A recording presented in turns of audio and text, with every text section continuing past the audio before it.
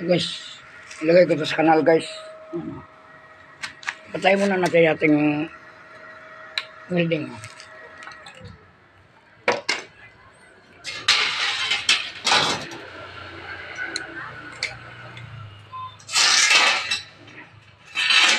Ito na guys. Oh, ayan. Ganito yan guys. Para madaanan ng wheelchair. Ayan, ito pa gagawin ko.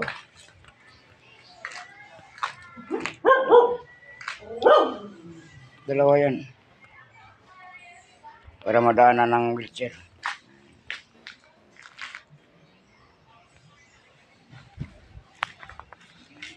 Lagyan pa ito ng isa sa gitna. Pwede na siguro guys, no? Isa sa gitna. Okay na yan. Ayan. Simintuhan ko pa ito guys. Yung kanal.